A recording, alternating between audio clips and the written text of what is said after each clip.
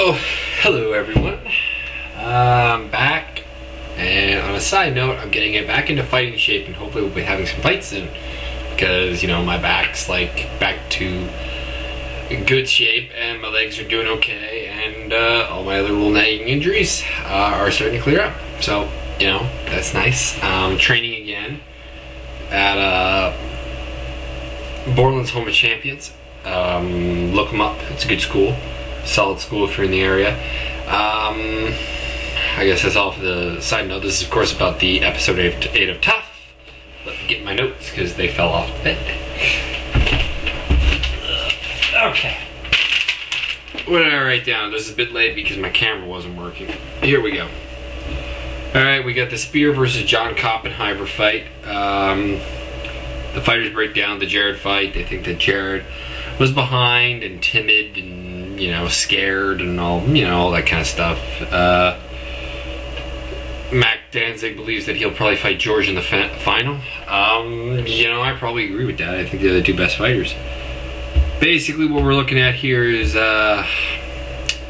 Tommy is a farm boy. He's got farm boy strength. He's a wrestler. He's a bit of a lay in prayer. Koppenheimer, he's a ground and pounder. He's got some decently well-rounded skills. I think he's the better fighter, but I think, you know, styles make matchups, and I basically thought Tommy Spear was going to win this one.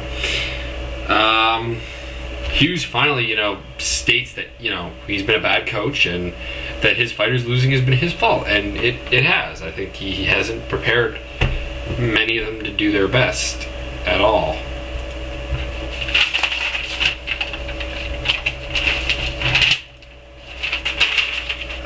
Let's see here. John has some mental issues. He's a head case, according to Sarah. Doesn't listen to what he tells him in bed. He's his own worst enemy. You know, all that kind of stuff we find from fighters like that. John is pissed that Sarah was coaching George while he was rolling with him. I'll admit it seemed to be a bit weird that he was coaching George so much, but, you know, it's nothing to get pissed about. I mean, he's George's coach too. Tommy reminds Hughes of himself, and yeah, farm boy, he's basically the prototypical what Hughes was before.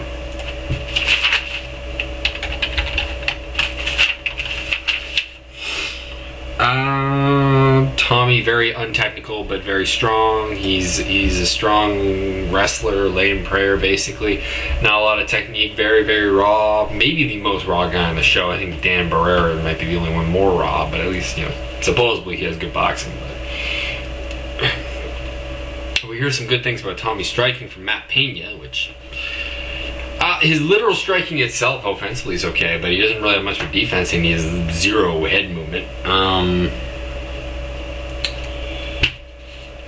Tommy had a problem with emotion. Matt Hughes is slapping him around, trying to get him to show some emotion. It's just the way he is. Nothing really wrong with that.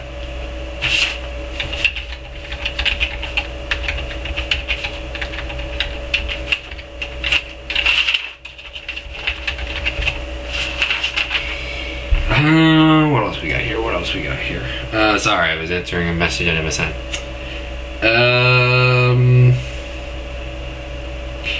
It's kind of about itself. John talks about his dad, talks about how he's his own worst enemy, and we go to the fight, basically.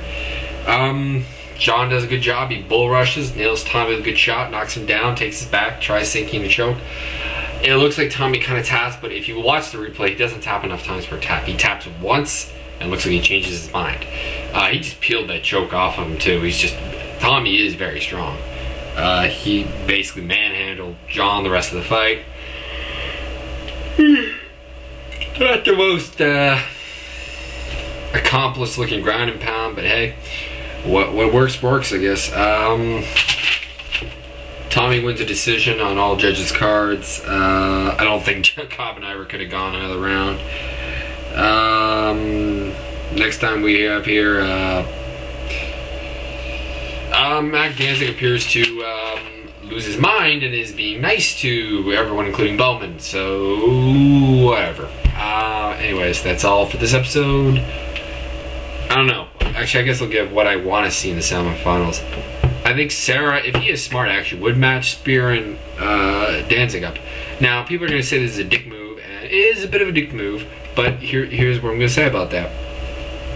What you got is, instead of allowing 2 of your guys to fight Hughes' guys, you make them all fight teammates, and it's somewhat more fair to everyone. It's just a way of looking at it. If I was Sarah, I would do the matchup because I think the guy maybe with the best chance to knock off Danzig is Spear, because I think he is a lot stronger than Danzig is. Other than that, I think his 3 strongest are Arroyo, George, and Ben. Now I think Arroyo's the weakest of those 3, and of the strong guys, I think John Koloski's the strongest. So I think you match up Koloski versus Arroyo. I think Koloski wins that fight, actually, because he's a bigger guy. He's a middleweight. Arroyo's a blown up 155er. Koloski maybe wins that match, maybe goes on. He also seems to like Koloski, but he also seems like Matt, so it's a bit of a weird one. George gets Richie Hightower using the worst guy, because I think Richie has no way of beating him. Troy Mandalones versus Ben Saunders, and Ben mauls Troy Mandalones.